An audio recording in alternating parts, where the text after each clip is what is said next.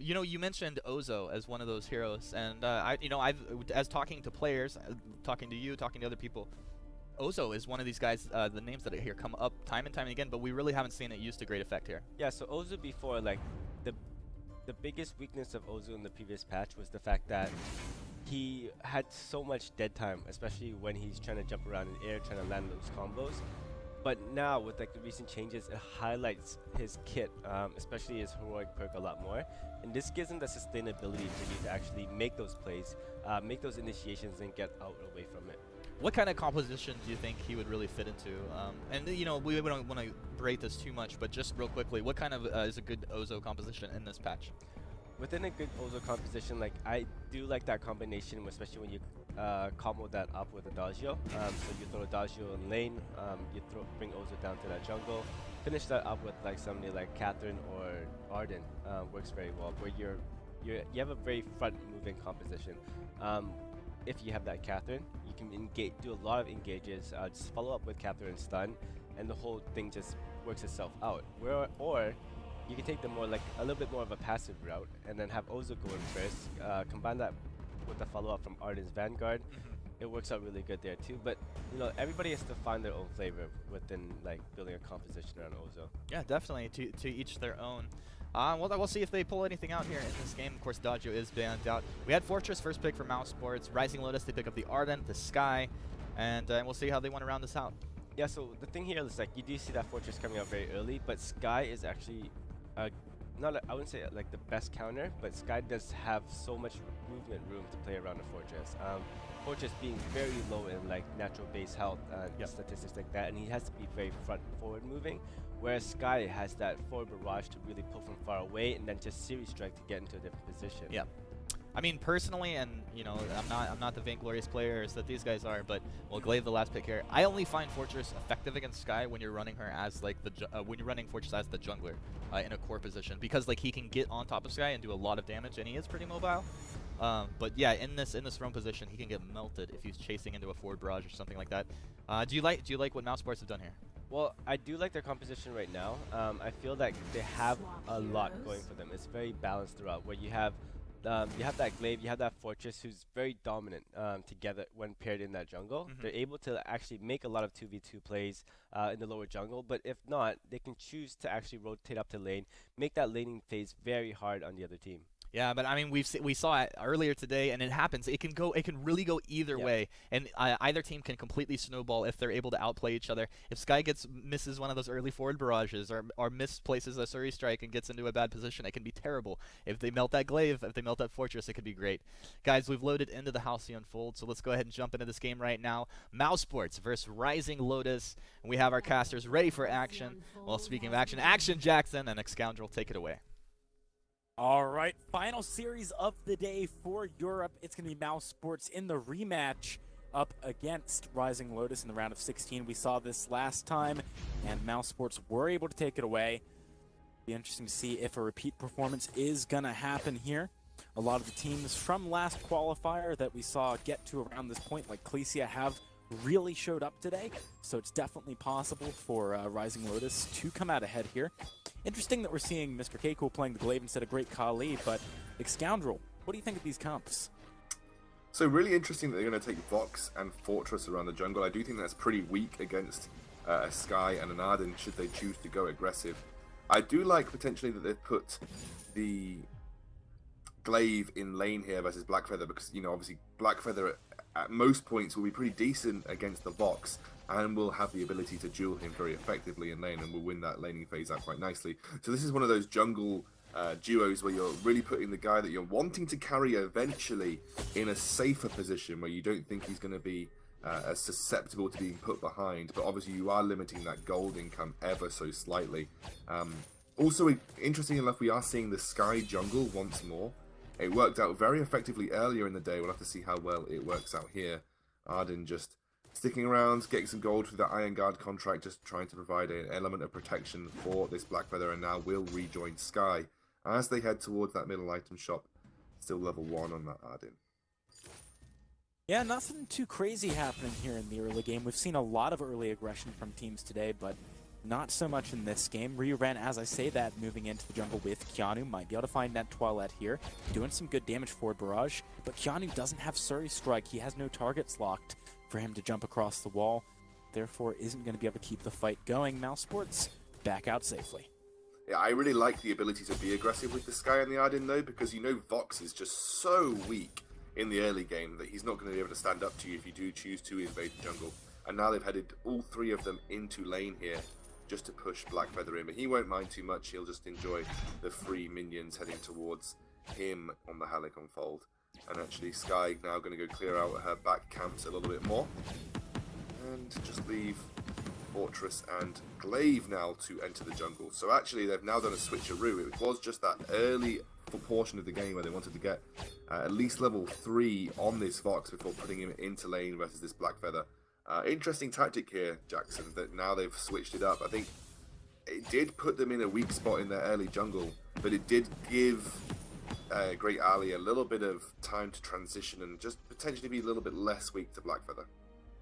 Yeah, it's a very interesting adaptation here, not something we see too frequently, but Mousesports, one of the few teams who does things like this, where they swap up their lanes midway through the game. They are a very cerebral team, as you heard the analyst talking about earlier, and it's interesting that Mr. K-Cool is now actually perhaps in a relatively strong position compared to Keanu. We'll have to see if he can make any work happen in the jungle here. Again... Go ahead. I was just saying I'm interested that because Book of Eulogies is obviously picked up for Mr. K-Cool on this Glaive. Now that was obviously to survive or at least sustain during that laning phase, as you would expect. It's a pretty standard first item for a solo laner. Interesting to see if he actually builds that into anything though. I imagine he wouldn't. I think he's likely going to go for that Sorrow Blade. But the Book of Eulogies, that could prove to have some influential impact in those mid-game skirmishes where he can potentially sustain his way through some of these fights. Yeah, it'll be interesting. I mean, every once in a while you do come into a situation where just a little bit of lifesteal can help you out. But so far, there are no fights for us to test this theory. Nope. Both teams playing very, very passively up until 4 minutes. I mean, we've seen double kills at like 1.5 minutes today, so certainly a change of pace. I guess maybe it's just getting a bit late here in EU. They're all a bit tired. Want to chill out. Potentially. Again, we're seeing Sky, just because of her ability to just farm camps like crazy using that forward barrage, she's just going to get another level advantage. Now, we saw earlier on a Glaive versus Sky jungle, and Sky ended up having a 4 level advantage at one point in the game. So, not quite that bad this time round, but she is starting to eke ahead in terms of experience and potentially gold, having picked up 2 crystal bits as well as some extra crystal power as well from some of the tier 2 items. So she is starting to ramp up in terms of pure output of damage, which could be pretty good going towards this sort of middle portion of the game. You imagine first item likely going to be a Frostburn, just because it works so effectively with her kit. But I wouldn't be surprised to potentially see a Shattered Glass or a Broken Myth first as well. Yeah, I mean, there's a variety of ways he could decide to play it if he wants to. Both teams are going to be taking the minion mines pretty close to on spawn, neither one giving any advantage to the wave shove to the other team. And actually, Rising Lotus beginning to group up here in the lane with 3 people. They want to make sure that Hundor, right before he hits level 6 and has the ability to get out by himself, is safe to any aggression coming out of Mr. Keiko and Net Toilette from the jungle. He's been farming up a Storm, by the way. But everyone on the side of Rising Lotus have been farming up a Storm. They've got 63 farm on their Blackfeather, 39 on their Sky. And although obviously the lane and jungle minions have been shared between Ali and Mr. Keiko, Blackfeather's been doing a fantastic job here just to maintain that level of income. Yeah, he has indeed, and I think, you would expect Great Kali, of course, not to be able to threaten him too much on the Vox, at least early on, but, even earlier when we saw Mr. Keiko up in lane, he wasn't putting the pressure down, so Hundor having a whale of a time up here in the lane, easily able to keep the farm going. Keanu is 1 versus 2 able to force Net Toilette and Mr. Keiko back a little bit. That's the power of the early damage you get from forward barrage. 3 members against 1 up here in the lane, but Kali playing it safe, very close to his turret. Really giving himself plenty of space to get away if a fight kicks off. Looks like it might be a Crystal Power Vox here, despite seeing a tier 2 attack speed item. Mr. Keiko, he's going to have to afterburn away here. Doesn't actually bother trying to engage a fight, literally using it just to escape. Actually catching up in levels and now going to enter the enemy's jungle, looking for potentially clearing up some back camps. Does need to be careful that he isn't caught out. I don't think Rising Lotus have any idea this is taking place right now. Yeah, I think they expected him to head back into his jungle. In fact, now maybe going up for the gank. Let's see if he can find the afterburn onto a good target. Hundor is pretty low already. Does get taken down. Mr. Keiko with first blood 7 minutes into the game. Mousesports are off to a good start in this grudge match, but Mr. Keiko gotta be careful. Very low on health. Exactly. I mean, but really fantastic piece of play. Positionally played it incredibly well. Knew that it was unlikely he was going to get spotted heading into the enemy jungle. Gave him prime position to flank for that gank, and they do end up picking up the first kill, and he does go on to Glaive as well, who's already picked up a Sorrow Blade at this point, and actually looks like he's continuing down that heavy weapon power build path, not going to stop away and build any defensive items as of yet. I do imagine that we, after this fountain that we can see, or Life Spring that we can see on Fortress, we might see Atlas Pauldrons, just because, you know, you have a melee champion in the form of Black Feather, just reducing his attack speed might be pretty decent. So Atlas Pauldrons I expect to see ASAP on somebody on the side of Mousesports. Oh, Janu, he is going to get afterburned into the wall, taking a lot of damage immediately, but Net Twilight and Mr. Keiko also very low. Mr. Keiko, he's trying to find another afterburn. He's got 2 seconds left on the cooldown. Can he pick it up? Janu, the fountain, just barely keeps him alive, but not for long enough. Ryu Ren picks up a return kill with Hundor, but is likely going to go down in a second if Kali can close the gap. It looks like Ryu Ren should be safe under the turret, at least for now.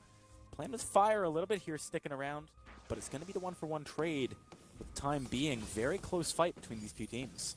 Yeah, but I think Mousesports will be fine about that because they have that alternating current now picked up on Ali, and he's heading pretty rapidly towards potentially an Eve of Harvest or likely a Broken Myth for that 2-item spike.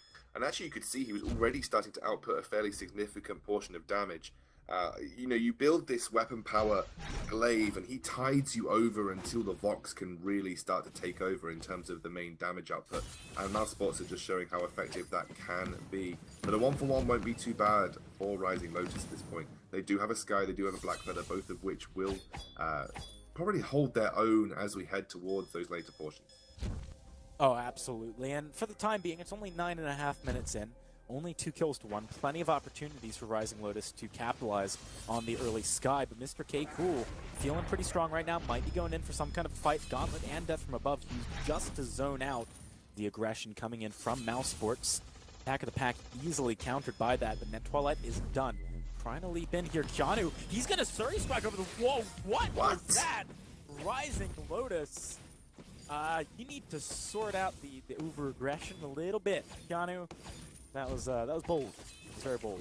Yeah, I mean, Rising just fell flat on their face right there. That was a flat Lotus in the form of Sky. Interestingly enough, Sky's forward barrage can be blocked quite readily by Attack the Pack, and actually, okay, wow, Rarin going to go down here. As I was just talking, he gets completely deleted. But, you know, Attack the Pack is very good at countering Sky in the sense that, you know, can block a very crucial forward barrage.